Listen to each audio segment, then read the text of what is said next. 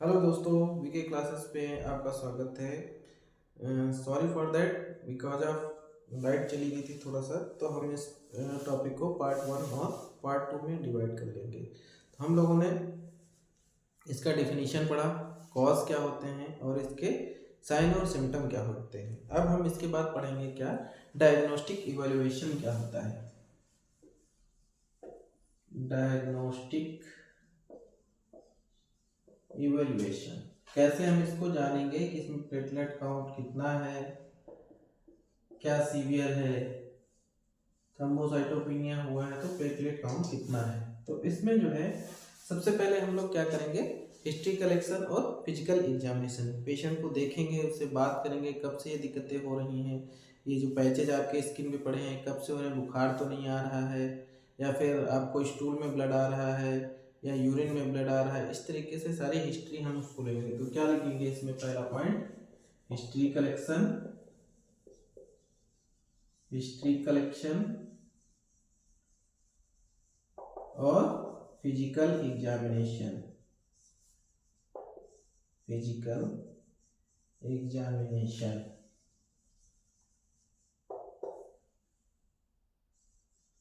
उसके बाद हम लोग कराएंगे सीबीसी, यानी कि complete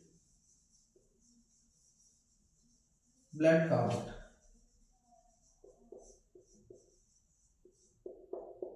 CBC then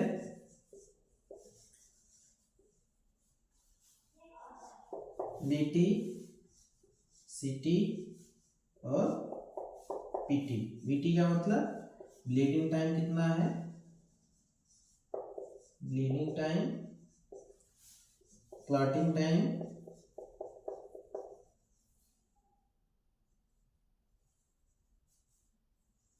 clotting time और उसके प्रोथ्रोम्बिन टाइम, प्रोथ्रोम्बिन टाइम। उसके बाद इसको हम कंफर्म करने के लिए कि और कुछ तो नहीं है, तो फिर क्या कराते हैं, bone marrow biopsy. Bone marrow biopsy, bone marrow biopsy. अब हम लोग बोन मैरो बायोप्सी को थोड़ा सा देखेंगे कि इसको कहाँ से लेते हैं, कैसे लेते हैं। अगर बच्चा है तो कहाँ से लेंगे, और अगर एडल्ट पेशेंट है तो कहाँ से लेंगे, या फिर मोटा आदमी है तो कहाँ से लेंगे, कोई मोटा पेशेंट है अगर तो कहाँ से। बोन मैरो एस्पायरेशन कहाँ से करेंगे, ठीक है। मान लो एक एडल्ट है,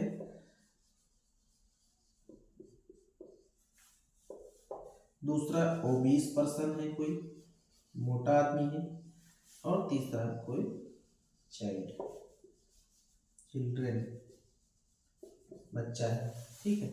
तो जो एडल्ट है उसकी हम एस्पिरेशन बोन मैरो बायोप्सी का बोन मैरो नीडल की हेल्प से कहाँ से लेंगे, पास्टीरियर सुपीरियर इलियक क्रेस्ट से।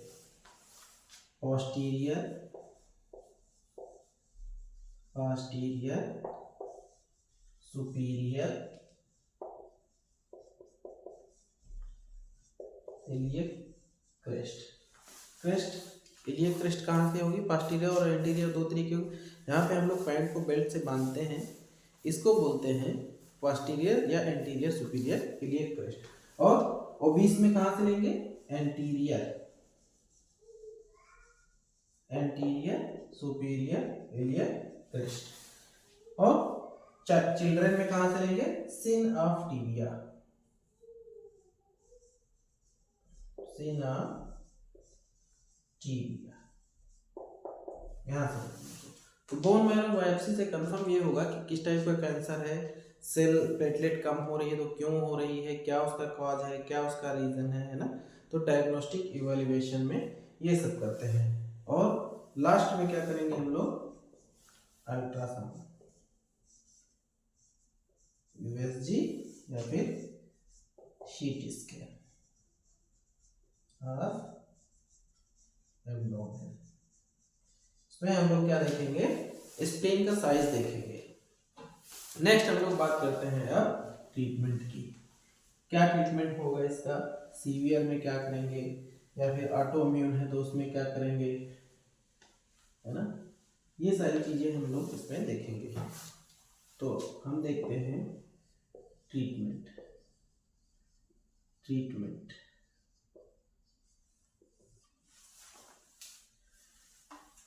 ट्रीटमेंट अंडरलाइन कॉज, जो भी कॉज होंगे उनके हिसाब से हम लोग ट्रीटमेंट करेंगे। जो ऑटो इम्यून है, ऑटो इम्यून डिजीज, उनमें क्या करेंगे हम लोग, स्टीरॉयड देंगे, कार्टिकोस्टीरॉयड,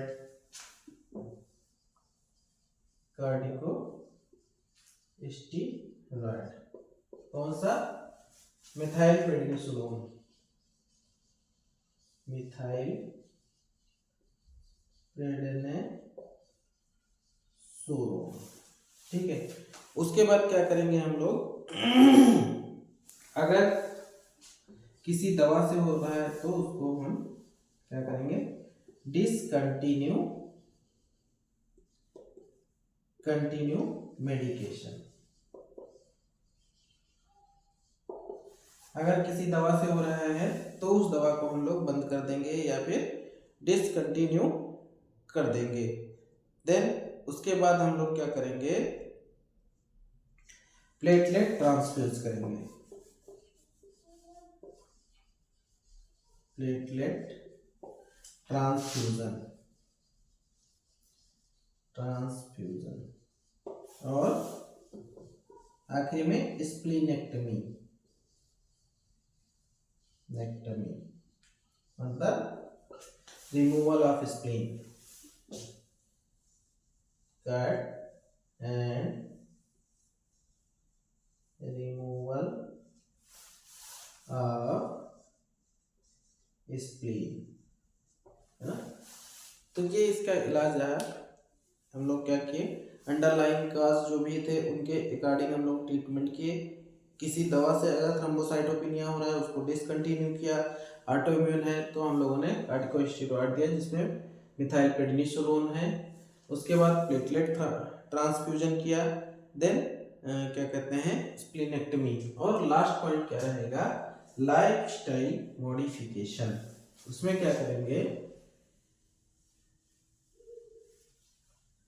लाइफस्टाइल मॉडिफिकेशन में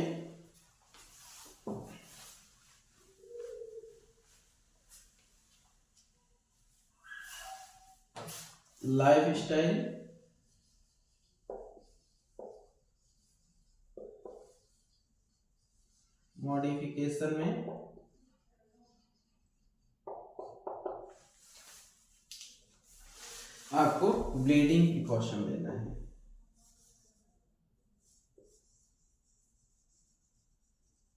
ब्लीडिंग प्रिकॉशन,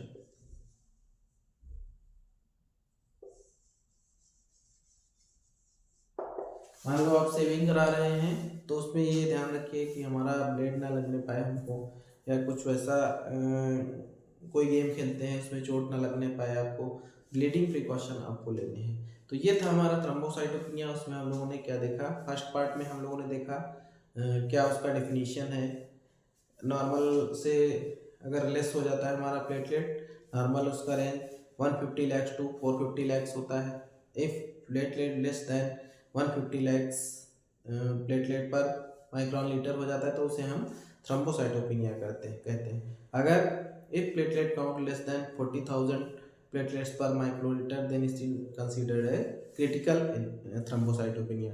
उसके बाद हम लोगों ने उसका पॉजिटिव कॉज देखे, रिस्क फैक्टर देखे। ऑटो इम्यून क्या है, वायरल इन्फेक्शन से कैसे होता है, वायरल इन्फेक्शन जैसे आपका HIV, हेपेटाइटिस E, और क्या कहते हैं एप्लास्टिक एनीमिया हो गया, bone marrow cancer, blood cancer, leukaemia, myeloid, ALL, ML, CLL, CML, ये सारी चीज़ें हम लोगों ने देखी। उसके बाद साइन और सिम्टम देखे, excessive bleeding from gums, superficial bleeding, कैसे परप्यूरा होता है, कैसे पेटेचिसाइटो होता है। उसके बाद स्टूल में ब्लड आता है या फिर यूरिन में ब्लड आता है या फिर हमारे नाक से ब्लड गिरता है या हाई मेंसेस फ्लो होता है, ये सारी चीज़ें हम लोग साइन और सिम्टम में देखें। फिर उसके बाद सेकेंड पार्ट में हम लोगों ने देखा डायग्नोस्टिक इवैल्यूएशन में क्या करेंगे, history collection, physical examination patient का लेंगे और उसमें देखेंगे कब से इसको ये दिक्कतें हैं, ये पैचेज कब से पड़ रहे हैं, ये सारी चीज़ें हम लोग उसमें देखेंगे। फिर हम लोग ट्रीटमेंट की बारी करते हैं, जो अंडरलाइंग कॉजेज है उसके हिसाब से ट्रीटमेंट देंगे। ऑटोइम्यून है तो कॉर्टिकोस्टेरॉइड देंगे जिसमें मिथाइलप्रेडनिसोलोन है। उसके बाद बहुत ज़्यादा सीवियर है तो फिर हम लोग प्लेटलेट ट्रांसफ्यूजन करेंगे और स्प्लीनेक्टमी करेंगे। लाइफस्टाइल मॉडिफिकेशन और ब्लीडिंग प्रिकॉशन को हम लोग फॉलो करेंगे। तो ये था हमारा थ्रोम्बोसाइटोपेनिया, जिसको हम लोगों ने देखा। आप लोग पढ़िए, इसको लर्न करिए, बार बार देखिए, याद रखिए, इम्पोर्टेंट टॉपिक है, क्लिनिकल में भी आप लोग को मिलेगा। और आपको लगता है कि सर रात में हम लोग के लिए क्लास के लिए मेहनत करते हैं, मैटर अरेंज करना पड़ता है, खुद भी पढ़ना पड़ता है, ये सारी चीज़ें हैं, तो आप लोग वीडियो को शेयर करिए, लाइक करिए, सब्सक्राइब करिए और बने रहिए वीके क्लासेस के साथ। कर दिखाइए कुछ ऐसा कि दुनिया चाहे आपके जन्म जैसा करना। तो आप लोग जो है मेहनत करिए, पढ़िए, बस एक ही उद्देश्य बनाइए, जो भी पढ़ाया जाता है उसको अच्छे से पढ़िए, अच्छे से लर्न करिए और आप लोग क्लिनिकल में फिर इस चीज़ को फॉलो करेंगे। Thank you for today.